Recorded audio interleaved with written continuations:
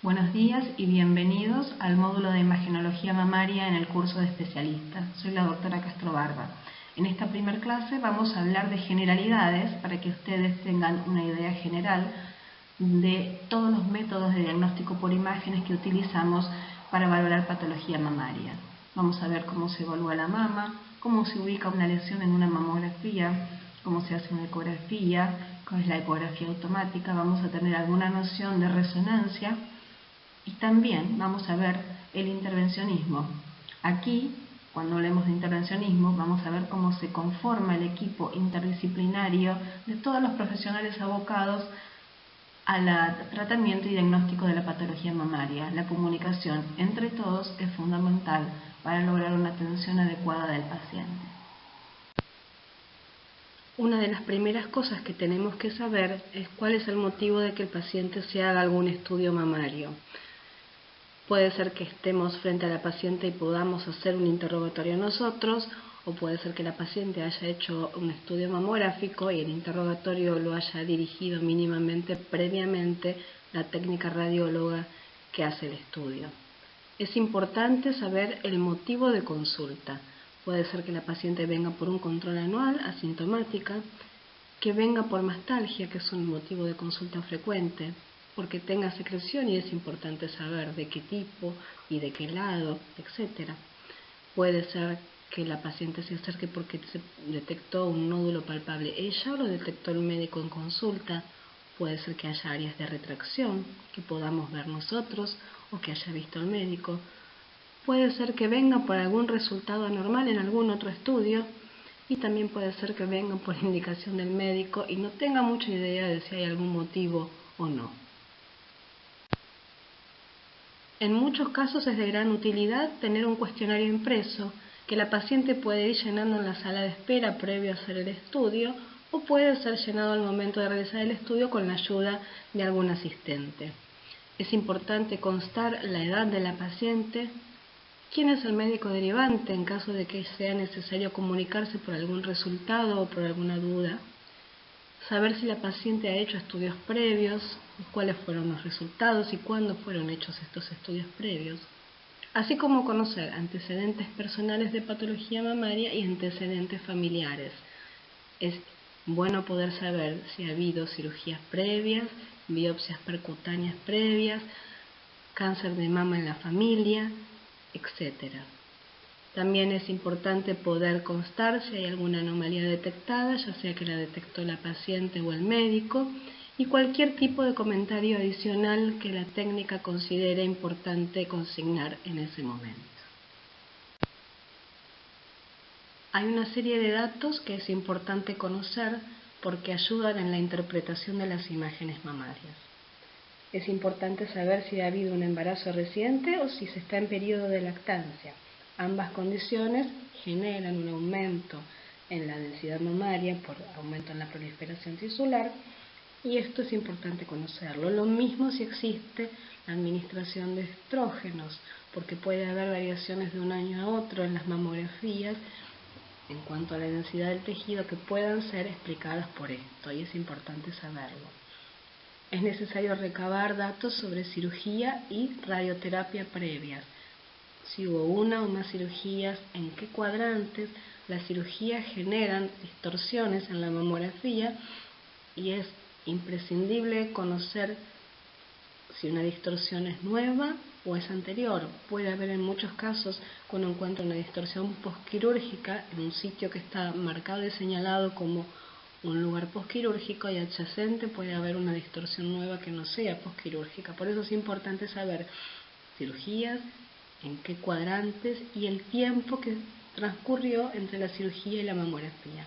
Lo mismo con respecto a la radioterapia, que puede producir cambios en la mamografía que son muy claros y muy conocidos como aumento en el espesor de la piel, pero que es importante saber que se deben a una radioterapia reciente y no a otro tipo de antecedentes. Es necesario saber qué tipo de procedimientos previos ha habido, biopsias radioquirúrgicas, mastoplastía de reducción, etc. Si hubo reconstrucción y qué tipo de reconstrucción mamaria fue hecha, y también algunas cosas raras como vamos a ver en la diapositiva que sigue. Esta es la mamografía de una paciente que tiene como antecedente la inyección de sustancia siliconada. Acá pueden observar en esta mamografía múltiples imágenes redondeadas, circunscriptas, bilaterales, algunas de alta densidad y otras radiolúcidas. Es importante poder saber el antecedente, por más que la imagen sea patognomónica, es muy característica. Es importante conocer el antecedente de la inyección de sustancia exógena. En este caso también podemos comprobar en esta mamografía que existe una alteración de la arquitectura que es muy típica de las cirugías de reducción o de mastoplastía reductora. Así es que podemos ver focos de citoesteatonecrosis y unos trazos en la zona de distorsión que son de una distribución muy típica en este tipo de cirugía, y es importante saber que la paciente ha tenido este antecedente. Y aunque somos imagenólogos, es muy importante conocer el examen clínico y saber hacerlo e interpretarlo. Un examen clínico consta de una parte que es la inspección visual y la palpación. En cuanto a la inspección visual, vamos a pedirle a los pacientes que se sienten con las manos por encima de la cabeza, o también se puede pedir que coloquen las manos a la altura de la cadera y hagan fuerza, porque eso nos puede permitir notar zonas de retracción. En cuanto a la inspección visual, es importante ver el tamaño y simetría de las mamas. Es frecuente detectar alguna diferencia en el tamaño, incluyendo la areola, y esto puede ser normal. Es importante notar volumen, si existen zonas de retracción o zonas de abultamiento. El aspecto de la piel, incluyendo el color, engrosamiento o edema, piel de naranja y el patrón venoso. Se deben observar los pezones, tamaño y forma. Una inversión simple del pezón de larga data puede ser algo normal. Hay que poder notar la dirección en la que apuntan y que no haya una zona de retracción que desvíe la dirección del pezón. Hay que constar si existen erupciones, ulceraciones y secreción. Para poder poner de manifiesto zonas de retracción, se le puede pedir a la paciente que levante los brazos en alto o que coloque las manos sobre la cadera haciendo fuerza. La contracción de los músculos pectorales que se produce al hacer presión al nivel de las caderas puede producir retracción o formación de agujeros que pueden ser detectados con esta maniobra y que no son visibles cuando los brazos están relajados. En cuanto a la palpación, la paciente tiene que estar recostada y colocar las manos por encima, por detrás de la cabeza. Estas maniobras permiten que la mama se extienda de manera uniforme en el tórax y se facilita la detección de los nódulos a la palpación. La palpación tiene que ser suave, tiene que realizarse con los dedos, comprimiendo suavemente en un movimiento rotatorio. Es importante seguir un orden simétrico, examinando la mama por completo, incluyendo la zona periférica, la región de la cola axilar y la areola. Se debe emplear un patrón uniforme de palpación para poder asegurarse de que se ha examinado completamente la mama, desde la clavícula hasta el pliegue inframamario y desde la línea media externar hasta la línea axilar posterior y profundamente la axila. Hay que constar si existen zonas con aumento de consistencia y zonas nodulares. Con respecto a los nódulos, poder detectar tamaños, si son fijos o no, si son móviles, si están adheridos a piel o planos profundos. La palpación del pezón permite ver si existe elasticidad. Hay que comprimir cuidadosamente el pezón y la areola entre el pulgar y el índice, tratando de que expresen cualquier secreción si es que la hubiere. Si se observa que existe secreción o hay un antecedente de esta porque la paciente lo comenta, se puede tratar de determinar su origen comprimiendo la areola con el dedo índice, que se coloca en posiciones radiales alrededor del pezón. Se puede notar si hay una secreción que es uniporo o por varios poros y por supuesto el color. Para examinar la axila se le pide a la paciente que relaje el brazo. Se puede brindar ayuda apoyando la muñeca en la mano. Se unen los dedos de la mano y se alcanza lo más alto que se pueda en dirección al vértice de la axila, como se ve en este dibujo. Los dedos pueden descansar directamente por detrás de los músculos pectorales.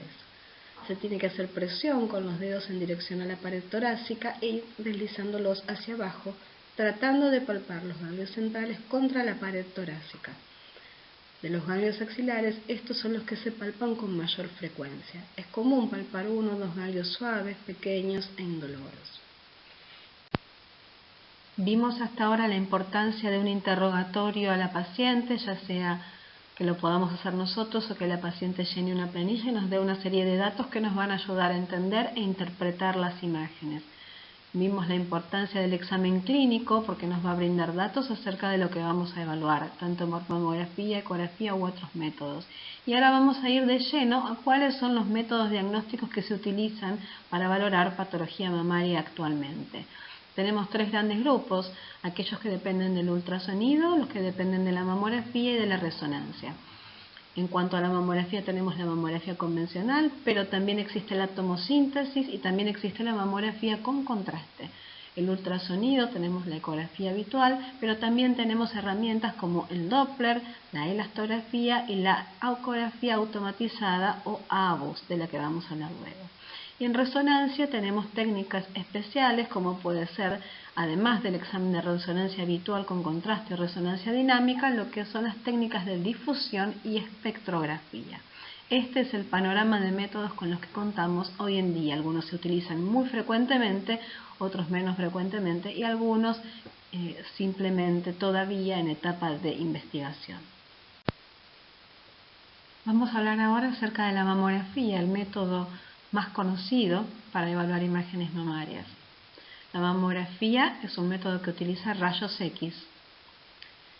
Requiere compresión de la mama, es necesario comprimir la mama de manera uniforme y suave para poder lograr un menor espesor del tejido mamario y también para poder separar el tejido mamario. Es importante poder informarle a las pacientes acerca de esto, porque la compresión es como lo que peor prensa tiene acerca de la mamografía. Sin embargo, si podemos explicar que la compresión va a ser suave, que vamos a parar cuando la paciente lo indique y que ayuda a obtener una imagen mejor, la paciente en general puede tolerar mejor esto.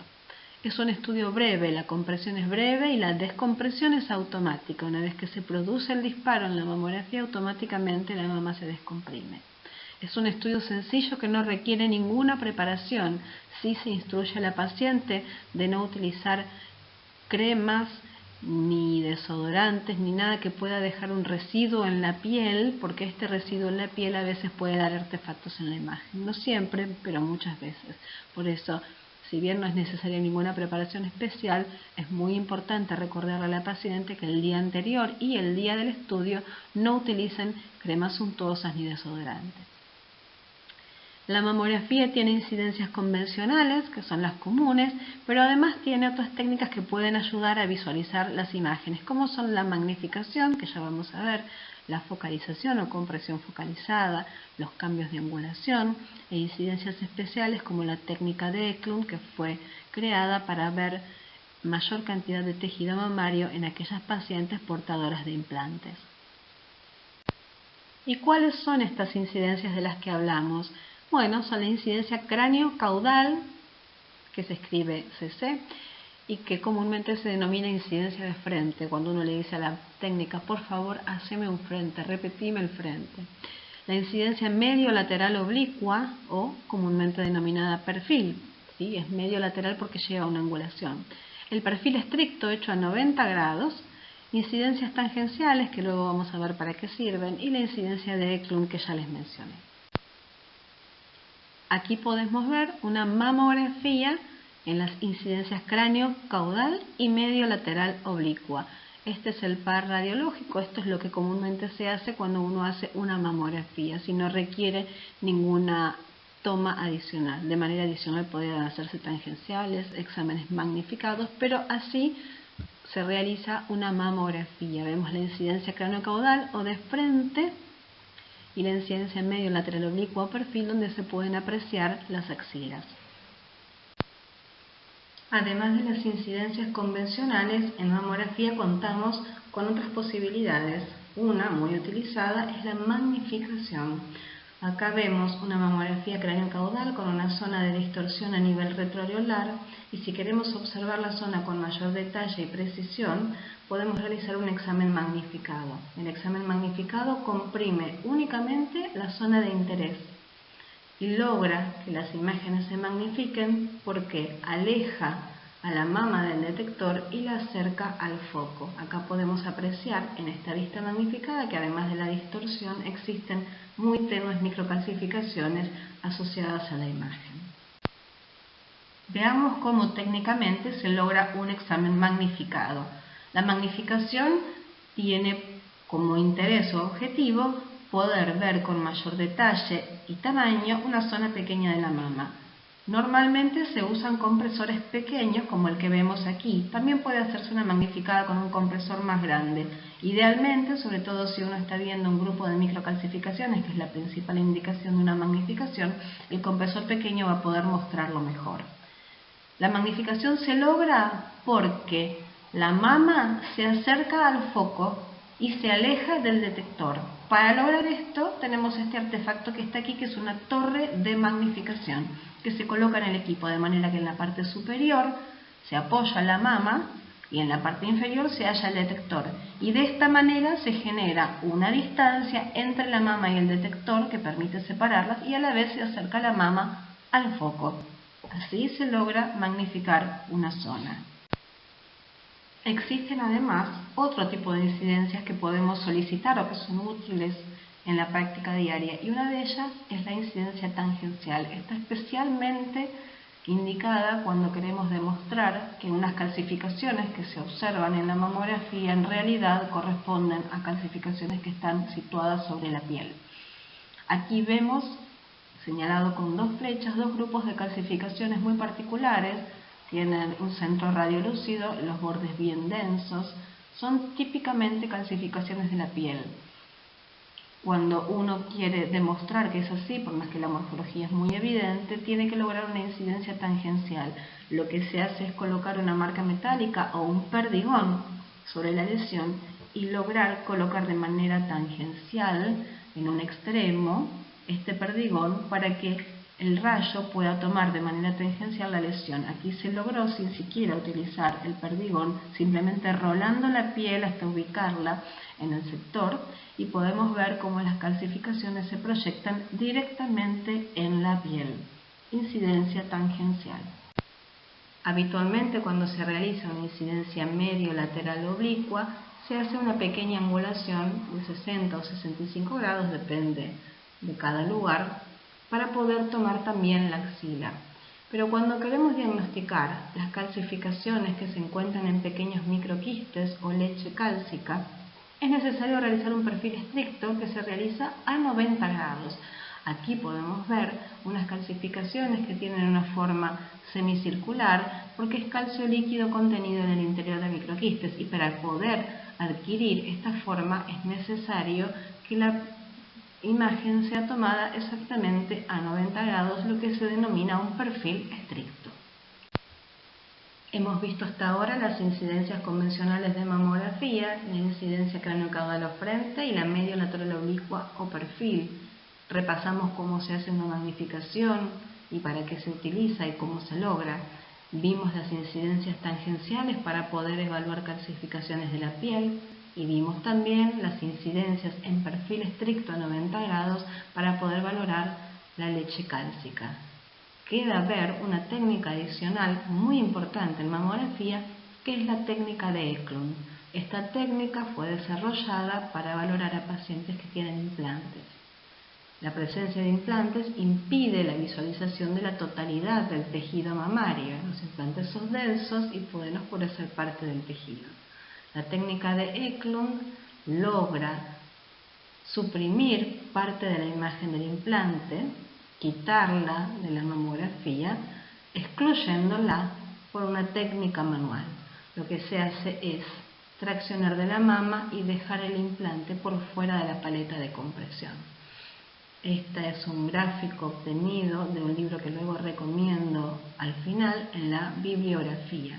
Ustedes pueden ver en la imagen de arriba que el implante se puede comprimir y se logra un determinado espesor de la mama. Pero también puede comprimirse la mama sola, dejando el implante por fuera de la paleta de compresión, simplemente traccionando de la mama, y esto logra que la mama quede de un espesor menor, por ende la visualización del tejido es mejor, y la radiación recibida es menor. Aquí tienen mamografía convencional en la incidencia craneocaudal, en la que se puede ver el implante denso, y la incidencia Eklund, donde se excluyó el implante y se logró tomar una mayor cantidad de tejido en el frente. La incidencia de Eklund puede realizarse tanto en el frente, en la incidencia craneocaudal, como en el perfil o medio lateral oblicua. Lo que se logra es excluir el implante y lograr así la compresión de tejido mamario exclusivamente. Y ahora, con toda la información que tenemos de las incidencias mamográficas, vamos a repasar cómo se indica la posición de una lesión cuando se observa en la mamografía. La mama se divide en cuadrantes y también se divide en horas. Con respecto a la división en cuadrantes, ustedes pueden notar aquí en la mamografía, señalado con flechas, que hay una inscripción que dice cráneo caudal y medio lateral oblicua. Esta inscripción, por convención, siempre se coloca en la incidencia cráneo-caudal señalando el sector externo y en la incidencia oblicua señalando el sector superior. Así es que si miramos la incidencia cráneo-caudal del pezón hacia la inscripción, estamos observando la cara externa, y desde el pezón hacia el lado opuesto en la inscripción es el sector interno. Lo mismo sucede con la incidencia medio-lateral oblicua. La inscripción medio-lateral oblicua señalada con la flecha indica el sector superior, que además es muy fácil de determinar porque es donde se observa el músculo pectoral. Así es que del pezón hacia la inscripción es el sector superior y del pezón hacia debajo o al lado opuesto de la inscripción es el sector inferior. En este caso se observa una imagen correspondiente a un ganglio intramamario que está en el cuadrante supero-externo. Los cuadrantes se mencionan con las letras que los indican: CSI, cuadrante superinterno, CSE, cuadrante superexterno, y así inferointerno e inferoexterno. Además de indicar el cuadrante en el que se halla una lesión, hay que indicar las horas, así que tenemos que imaginar ver la mama de frente como si fuera una esfera de un reloj. Y de esa manera superponer las horas. Yo aquí puse hora 12, hora 3, hora 6 y hora 9 para no colocar todas las horas, pero ustedes pueden ver cómo se rellena esta esfera del reloj, y así, según la última edición del Weierach, además de indicar el cuadrante en el que se halla una lesión, hay que indicar la hora en la que se halla la lesión. En ecografía es mucho más frecuente directamente ubicar por horas, en mamografía es más frecuente ubicar por cuadrantes, pero deberíamos de poder, al hacer un informe, indicar cuadrante, hora y también la distancia que tiene la lesión al pezón. Así que recuerden, la inscripción que indica qué tipo de incidencia es, por convención, en la incidencia craneocaudal señala el externo y en la incidencia oblicua señala lo superior. Y la mama vista de frente debe de ser vista como una esfera de un reloj. Acá vemos mama izquierda, el sector externo, por ejemplo, tiene la hora 3. La mamografía es la técnica de elección para la detección precoz del cáncer de mama. Hemos visto algunos detalles sobre la mamografía. La mamografía puede ser analógica o digital. Últimamente lo que más se utiliza es la mamografía digital, porque tiene diversas ventajas, entre ellas el flujo de trabajo mucho más rápido. Existe una nueva técnica de reciente incorporación que es la tomosíntesis. La tomosíntesis es una variante de la mamografía digital, es tecnología digital. La tomosíntesis, también denominada mamografía tridimensional, se basa en la adquisición de imágenes bidimensionales de muy baja densidad de radiación de la mama comprimida en múltiples ángulos mediante un barrido en arco que realiza el tubo de rayos X en un arco prefijado. Esto permite luego la reconstrucción de los cortes de la mama de 1 milímetro de grosor paralelos al detector. La gran ventaja de la tomosíntesis es que disminuye la superposición de tejidos al poder ir haciendo cortes seriados y por ende mejora muchísimo la detección de lesiones de sospecha. La tomosíntesis puede ser utilizada en un contexto de screening o diagnóstico. El estudio dura un poco más en la adquisición que la mamografía convencional y también tiene un mayor tiempo de interpretación, que no es mucho más, pero sí lo es. Tiene una curva de aprendizaje para los radiólogos que no es de larga duración porque es una técnica con la que estamos familiarizados al estar familiarizados con la imagen de la mamografía.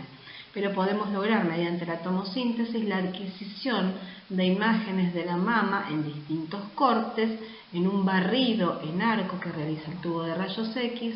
El arco o el barrido es diferente de acuerdo a las distintas marcas o casas que tengan el equipamiento y se genera una imagen luego tridimensional. Esto nos permite ir viendo corte por corte cada una de las imágenes y de esta manera poder evitar los artefactos o la superposición. Esto permite la valoración de mamas densas, de mamas con asimetrías y también permite una menor cantidad de incidencias a realizar para poder trabajar una imagen que tengamos de sospecha. Repasemos ahora unos aspectos adicionales con respecto a la tomosíntesis. El tiempo de barrido. Si bien el tiempo de barrido es mayor que el tiempo de una mamografía convencional, debe ser corto. Y esto se debe a dos razones fundamentales. Se tiene que acortar el tiempo de compresión de la mama para disminuir el disconfort y se tiene que reducir la borrosidad que puede causar el movimiento del paciente, porque esto puede llevar a una menor visualización o dificultad en la visualización de microcalcificaciones. La radiación que se recibe durante la tomosíntesis es similar a la que se recibe en un estudio convencional. No sería aceptable irradiar a la paciente de más. Cada uno de los cortes que se realizan y cada uno de los disparos son de radiación menor a lo habitual. Por ende, la totalidad de radiación que se recibe entonces es similar a un estudio convencional. Diversos estudios han demostrado que la utilización de la tomosíntesis en un contexto de screening incrementa la detección de tumores y también que se disminuye la tasa de rellamado o recitación de pacientes justamente por esta disminución de la superposición de imágenes que nos permite una mejor valoración de las estructuras de la mama. Habiendo conversado ya sobre la mamografía, la tomosíntesis y repasemos aquí también la mamografía con contraste, que es una técnica que está en experimentación. La inyección de contraste y la utilización de la mamografía podrían, en el contexto en el que no se tiene la disponibilidad de resonancia, suplantar de alguna manera la información de la resonancia, pero es un contexto aún de investigación. Habiendo visto todas las bondades de la mamografía, concentrémonos en el segundo método que se utiliza muchísimo, que es la ecografía. La ecografía ha ido evolucionando mucho con el tiempo, el equipamiento, los transductores. Hoy en día la ecografía mamaria es de importancia fundamental para completar el diagnóstico y en general se pide conjunto con la mamografía. Si bien debiera de utilizarse como una segunda línea, si en la mamografía hay alguna alteración que requiere una valoración mayor, hoy en día muchas veces se pide de manera conjunta. Es fundamental utilizar ecografía como una valoración adjunta en las mamas densas. La ecografía tiene muchas ventajas. No requiere compresión, eso es una gran ventaja. No es tan breve. ¿Por qué? Porque es un estudio que debe rastrear con distintos tipos de cortes la totalidad del parénquima en ambas mamas. Algo bueno, no requiere ninguna preparación, está muy disponible, está muy fácil, no es invasivo, pero es operador dependiente, es decir, que la visualización de las imágenes depende mucho de la expertise de los ecografistas y es necesario tener radiólogos altamente entrenados en patología mamaria que hayan visto mucha patología. La ecografía de mama debe utilizar sí o sí un transductor lineal. No se puede utilizar un transductor convexo para ver la mama. Los traductores actuales son de alta frecuencia. Lo ideal por lo menos es de 11 MHz.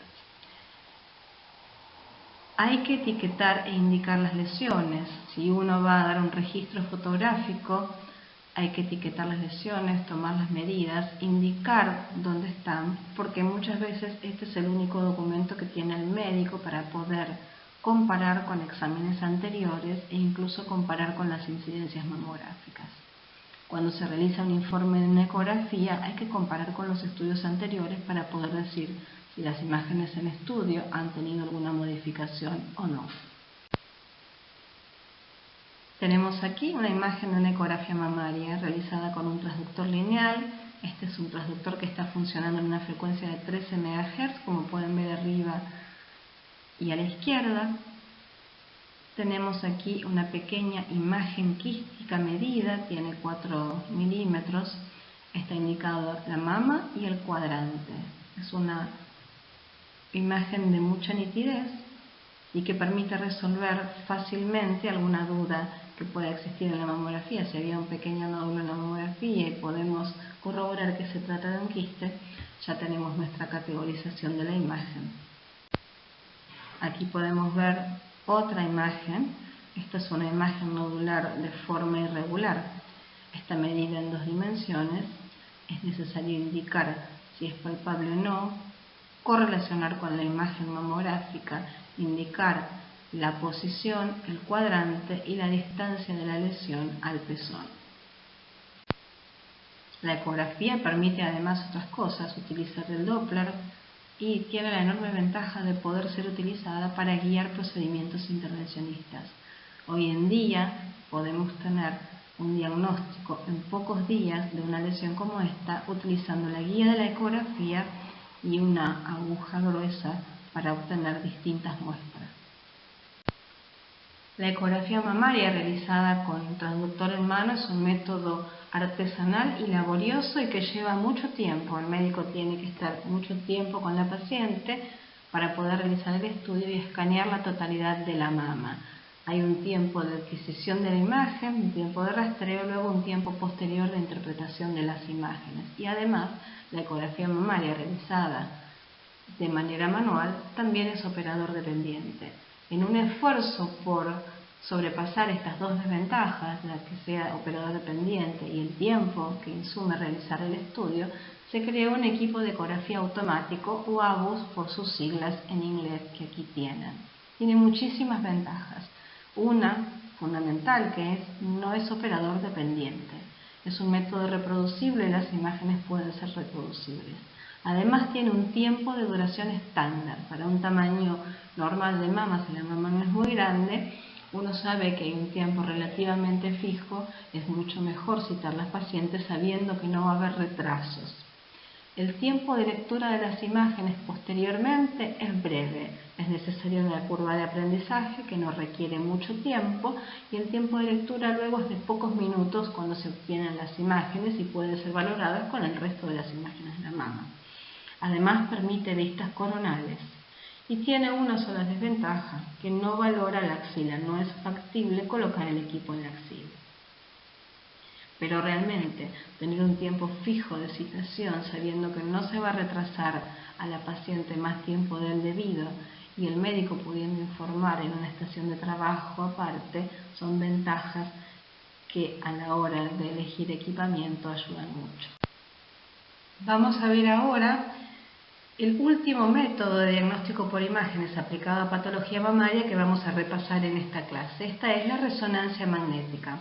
La resonancia magnética de mama es un examen técnicamente complejo que requiere técnicos entrenados que sepan utilizar protocolos específicos de mama, médicos entrenados en la utilización del método y que además interpreten y sepan valorar los restantes métodos que vimos hasta ahora.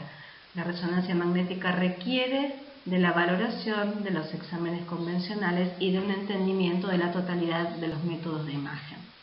En la mayor parte de los casos, además, va a ser necesario utilizar contraste para realizar un examen dinámico, inyectar contraste y poder tomar secuencias en distintos tiempos. La única indicación en la que no es necesario utilizar contraste es cuando queremos valorar implantes o prótesis mamarias para los cuales no hace falta inyección de gadolín. Es además fundamental que la citación se realice acorde al ciclo menstrual en aquellas pacientes que ciclan, porque esto va a mejorar muchísimo la sensibilidad del método.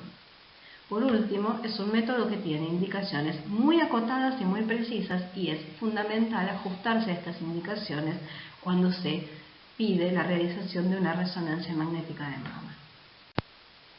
Con respecto a las consideraciones técnicas, se necesitan equipos de alto campo de 1 o mucho mejor 1.5 Tesla, e incluso se utilizan de 3 Tesla.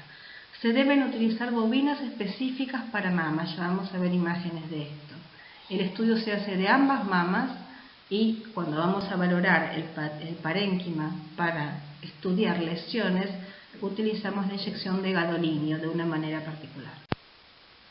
Aquí podemos ver cómo es la bobina de mama, se incluyen las dos mamas, la mama queda péndula, y también puede llegar a realizarse intervencionismo bajo resonancia con bobinas especiales. Como dijimos anteriormente, cuando se usa contraste, se realiza un examen dinámico. El contraste que se utiliza es el gadolinio, que tiene muy baja tasa de reacciones adversas. Se inyecta de 0.1 a 0.2 milimoles por kilo de peso, y se tiene que hacer un lavado con solución fisiológica posteriormente. Lo ideal es utilizar una bomba de inyección. El examen que se realiza es un examen dinámico. Se hace una secuencia precontraste y varias secuencias postcontraste que tienen que tener un tiempo muy preciso de adquisición de imágenes. Esto permite valorar la cinética del contraste o el comportamiento que tiene el contraste en una lesión cuando la podemos visualizar. Y esta información es importante en el momento de realizar un informe de resonancia. El examen dinámico permite distintos tipos de reconstrucciones y postprocesados. Aquí podemos ver una secuencia MIP, que es un postprocesado en una paciente con un carcinoma multifocal y multicéntrico.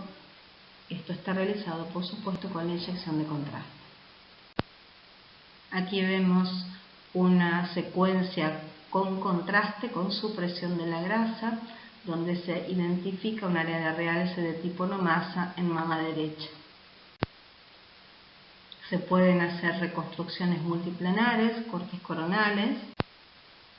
La resonancia magnética permite la realización de reconstrucciones multiplanares y poder de esta manera demostrar la distribución que tiene una lesión en el espacio. Al momento de agendar un turno de resonancia magnética en pacientes que ciclan, es fundamental tener en cuenta que la citación debe hacerse acorde al ciclo menstrual, dado que el tejido mamario puede impregnarse con el contraste debido a cambios en el influjo hormonal, y para disminuir esta posibilidad es necesario realizar el examen en la segunda y tercera semana del ciclo y nunca en la primera o en la cuarta, idealmente entre los días 7 y 14. Y una vez diagnosticada y caracterizada una lesión por cualquiera de los métodos que vimos antes, si esta es categorizada como de sospecha, el paso siguiente es tener una muestra de tejido.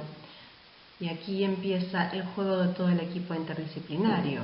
En el intervencionismo vamos a seguramente poder discutir con los mastólogos qué tipo de biopsia percutánea es más aconsejable para cada caso en particular. Si vamos a realizar una biopsia guiada por ecografía, guiada por mamografía con sistemas de vacío, guiada por resonancia, o aquellos casos en los que se necesita realizar una marcación prequirúrgica. Las biopsias percutáneas bajo guía de la ecografía pueden ser realizadas con aguja fina, con aguja gruesa y con sistemas de vacío. Lo más frecuente es utilizar la aguja gruesa. Las biopsias asistidas por vacío se realizan fundamentalmente para biopsia de microcalcificaciones con guía de la mamografía.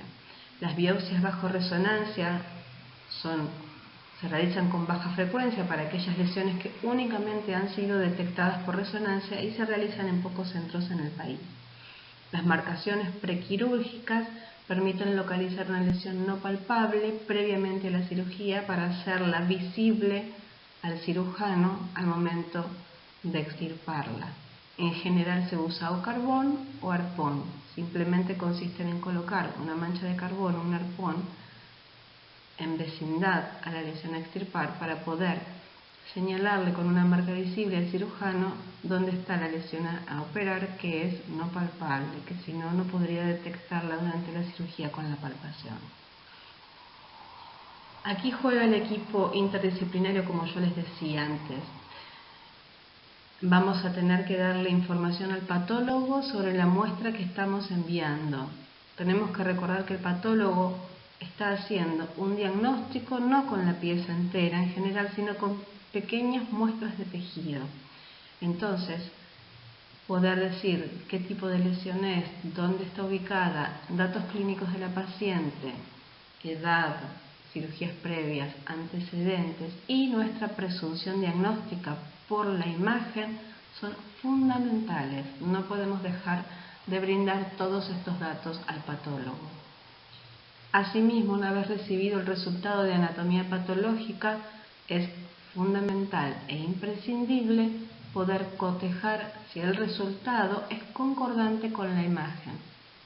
Si nosotros encontramos una imagen de alta sospecha con una alta presunción diagnóstica y el resultado no confirma esta sospecha, puede ser una discordancia anatomoradiológica. En este caso, hay que comunicarse entre todos y decidir qué tipo de rebiopsia se va a realizar. Las biopsias realizadas con aguja fina simplemente permiten obtener muestras de células sueltas. Son muy rápidas de realizar, muy sencillas. Es necesario que el patólogo esté presente para poder decirnos si la cantidad de muestras, si la muestra es suficiente y si no lo es, poder tomar una cantidad adicional de muestras. No es recomendable hacerlo sin el patólogo porque si la muestra no es suficiente, habría que volver a citar al paciente y volver a repetir el procedimiento. Esta es una imagen de una citología obtenida con aguja fina. Las biopsias con aguja gruesa se realizan con este tipo de dispositivo. Esta es una pistola de disparo automático que tiene un seguro y un disparador. El seguro se utiliza para que mientras estamos maniobrando para ubicarnos, para poder biopsiar la lesión, no se dispare la aguja de manera automática.